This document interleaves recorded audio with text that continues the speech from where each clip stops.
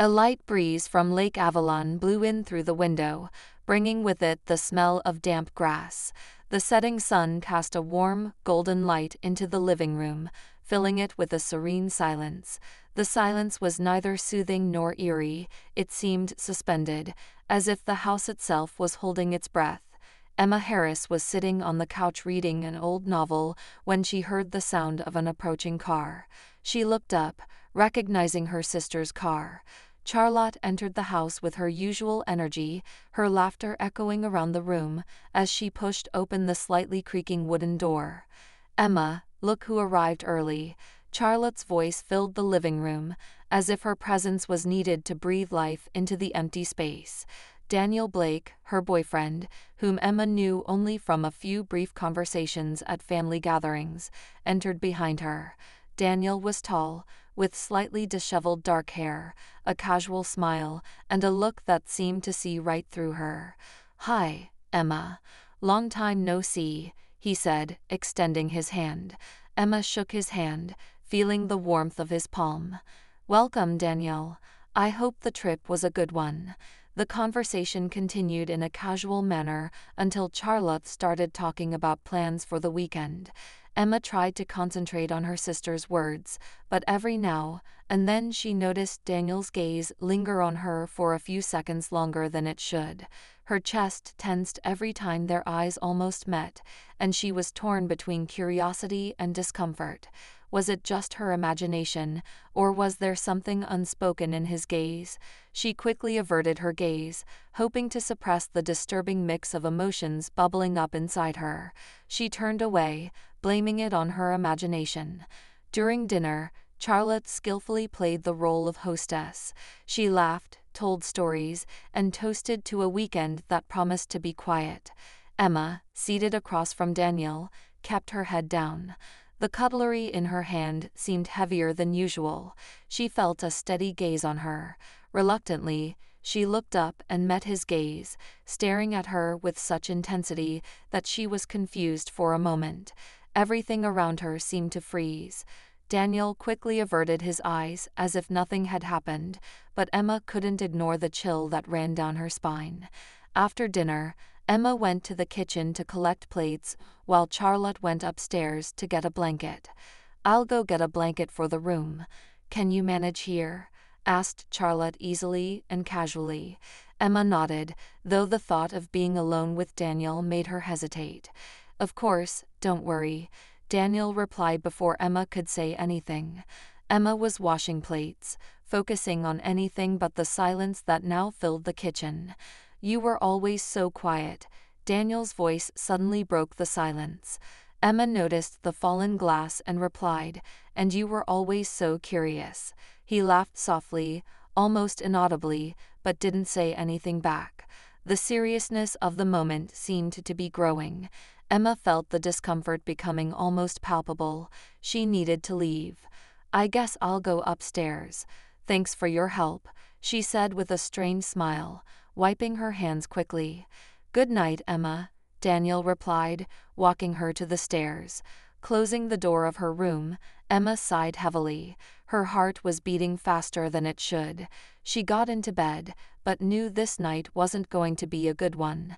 Daniel was Charlotte's boyfriend. That was the only truth that mattered.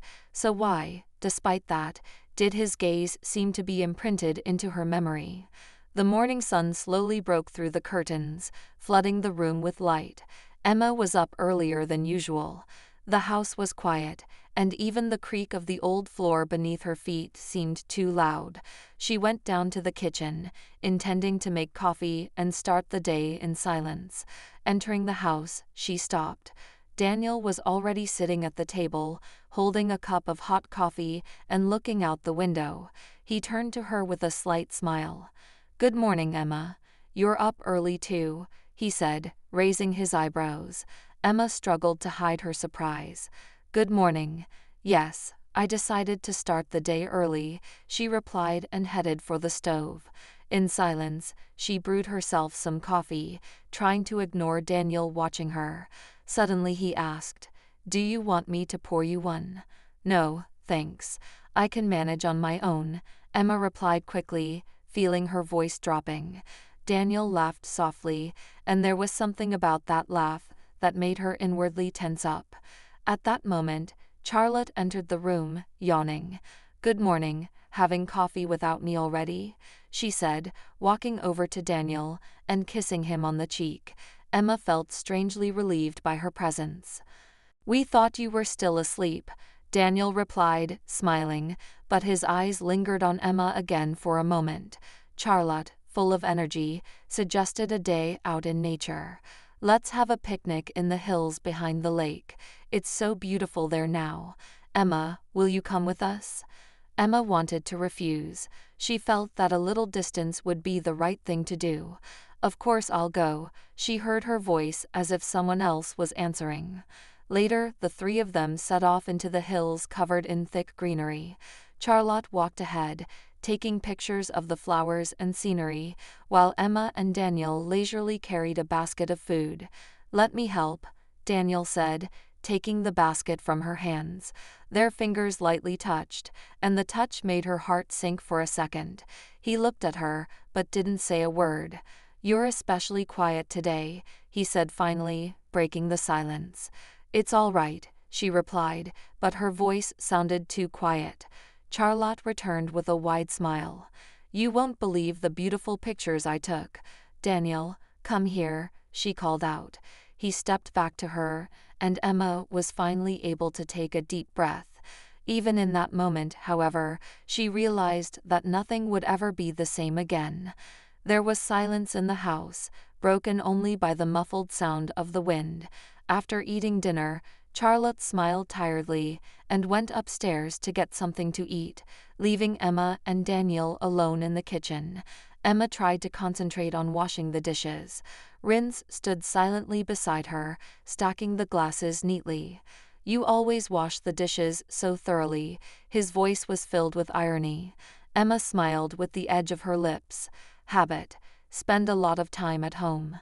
He set his glass slowly on the table and said without looking at her, "Some houses you want to leave and others you want to return to."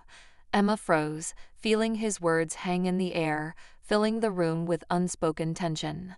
"Charlotte is happy to have you here. You're very important to her," she said, trying to get the conversation back on track. Daniel looked at her, and something warm, yet disturbing, flashed in his eyes. "I know," he replied, and there was silence again.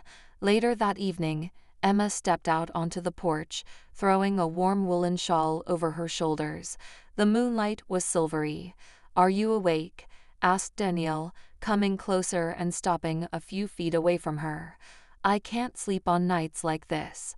Everything seems louder," she replied without turning around. Daniel nodded slowly and looked out over the lake. "The nights here are really special." "You're right." They watched the light ripples of the waves in silence. "Amazing woman," Daniel said suddenly, breaking the silence. Emma turned her head toward him. "She thinks so much of you," she replied, watching Daniel smile thoughtfully. "She really deserves the best," he said without looking at her. "You can give it to her," Emma replied, but her voice didn't sound as confident as she would have liked. He looked at her, and their gazes met. In that moment, they both felt that thin line that must not be crossed. "Good night, Daniel," Emma said quietly, retreating to the door. "Good night, Emma." His voice was soft, but there was something in it that made her heart beat faster. The moon stood high in the sky, casting the house in a soft light. Charlotte had gone into town to meet a friend, leaving Emma and Daniel alone.